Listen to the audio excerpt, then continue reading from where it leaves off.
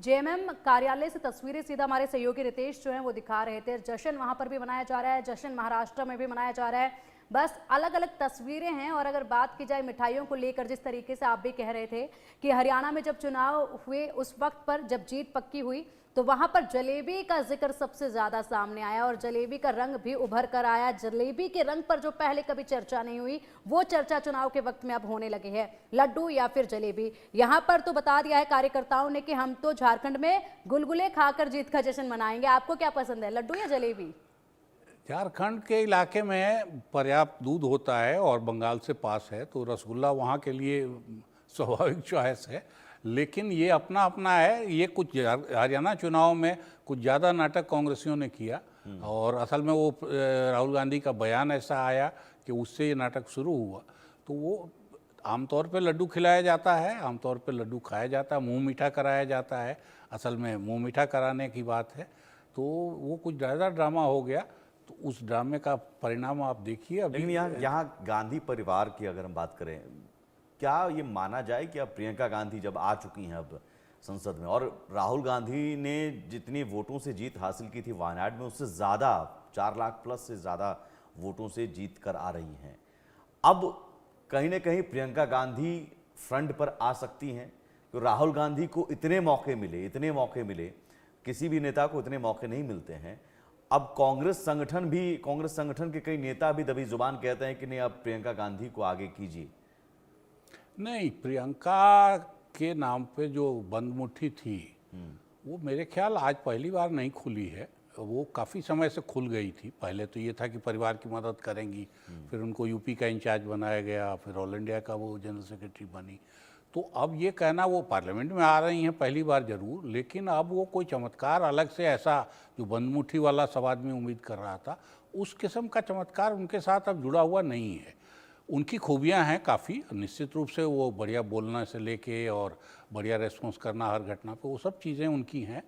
लेकिन राहुल भी इस बीच मैच्योर हुए हैं। राहुल भी जो पहले थे उससे काफ़ी बदले हैं और राहुल ने अपने को पोजीशन जिस जगह किया हुआ है वो नरेंद्र मोदी का विकल्प, छोटा विकल्प, कमजोर विकल्प, जो भी आप मानिए वो है।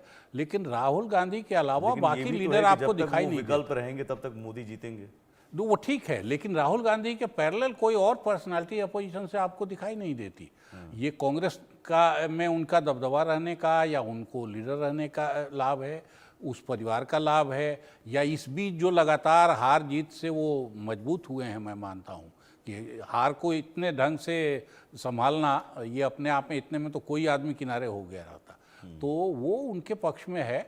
अब ये देखना है, पार्टी उनके साथ नहीं चलती है, नहीं चल पा रही है। ये बार बार दिखाई दे रहा है कि जो बातें वो अब या तो वो ज़रूरत से ज़्यादा आगे की बात बोल रहे हैं या फिर संगठन पे ध्यान नहीं दे रहे हैं। एक चीज़ ये है कि बटेंगे तो कटेंगे, मैं उस पर आऊँगा। महाराष्ट्र में बटेंगे कटेंगे अगर चला है तो फिर झारखंड में क्यों नहीं चल पाया बांग्लादेशी घुसपैठियों का मुद्दा?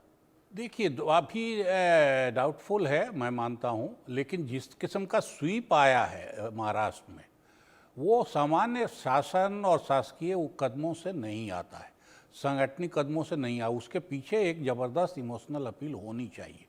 महाराष्ट्र में मुसलमानों की जितनी संख्या है, ये नारा चाहे जो भी अब आके बीजेपी का प्रवक्ता बोले, इसका एक मतलब बहुत साफ था, पोलराइज करना और जाति के कार्ड को खारिज करना। महाराष्ट्र में जो जाति का कार्ड उठाया जा रहा था, वो चाहे मनोज जारंगे पाटिल उठा रहे थे, चाहे राहुल गांधी उठा रहे थे, दोनों को खारिज करना था।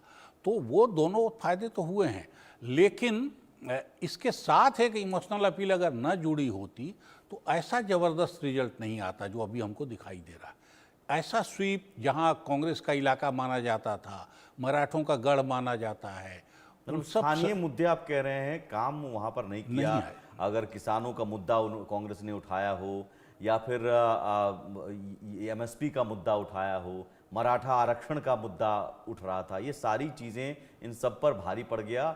अब ध्रुवीकरण, पोलराइजेशन, जबरदस्त पोलराइज हुआ और फिर ये कुछ जो शासन ने अपने गलतियां सुधारने का कहिए या वोट के लिए कुछ कदम उठाए, वो काफ़ी इफेक्टिव हो गए। 5 किस्त रिलीज कर देना महिलाओं के लिए, वो अपने आप में काफ़ी, किसी भी महिला के अकाउंट में सीधे पैसा आ गया 5 किस्त का, तो मुझे लगता है कि जो भी पुल बनवाइए और रेल बनवाइए और हवाई जहाज उड़वाइए, उसकी तुलना में वो उस महिला के लिए बहुत बड़ी चीज़ है। और ये भरोसा कि आगे ये डबल होके हमको मिलने वाला है।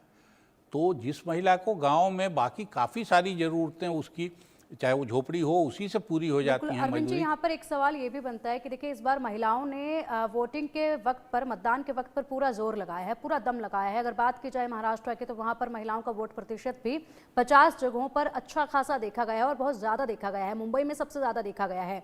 इसके अलावा अगर अब बात की जाए मतदान के वक्त, तो यहाँ पर महिलाओं का दम नजर आया, जिस तरीके से वोट प्रतिशत बढ़ा है। उसके बाद अब सत्ता में आने के बाद किस तरीके से महिलाओं का दमखम नजर आएगा? देखिए, अगर पार्टियों को इस तरह की योजनाओं से फ़ायदा हो रहा है तो मुझे लगता है कि ये दौर अभी चलेगा। और ये सिर्फ किसी पार्टी की बेईमानी नहीं है। मान लीजिए वादा करना कांग्रेस कर रही है, बीजेपी कर रही है, तो ये उनकी बेईमानी नहीं या लूट मचाना नहीं है। ये कहीं ना कहीं उनका जो फैसले वो करते रहे हैं अब तक, जिस तरह से सरकार चलाने की, वो सरकारी मशीनरी फेल हुई है डिलीवर करने में।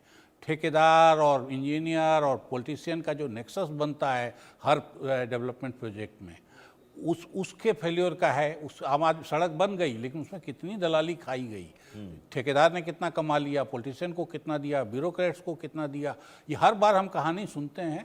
लेकिन आम लोगों को सड़क पे चलना एक लाभ हो जाता है तो गाड़ी चलाने वाले को ज़्यादा होगा, पैदल चलने वाले को कम। अकाउंट में पैसा आ गया सीधे, या सीधे फ़ायदे जो दिए गए हैं अभी, हेल्थ के, पढ़ाई के, लड़कियां पढ़ने जाएंगी तो इसको, उनको वर्दी मिलेगी, उनको साइकिल मिलेगी, स्टाइपेंड मिलेगा। तो इस तरह के फ़ायदे जब आते हैं तो मुझे लग रहा है ये पुराने शासकीय पॉलिसियों के फेलियर का भी नतीजा है। एक बड़े फैक्टर की चर्चा होती है अरविंद जी, इन योजनाओं के अलावा या फिर स्थानीय मुद्दों के अलावा या फिर ध्रुवीकरण के अलावा, हर बार किसी भी चुनाव में ये जिक्र होता है कि क्या पीएम मोदी का जादू बरकरार है, जादुई जो चेहरा है, करिश्माई चेहरा है। ये दोनों विधानसभा चुनाव, 9 जनसभाएं की उन्होंने महाराष्ट्र में, 6 जनसभा की झारखंड में, रोड शो भी किए। पीएम मोदी, दोनों विधानसभा चुनाव में कोई ऐसा चेहरा आगे करके बीजेपी नहीं आई थी कि हम सीएम का चेहरा लेकर आगे बढ़ रहे हैं।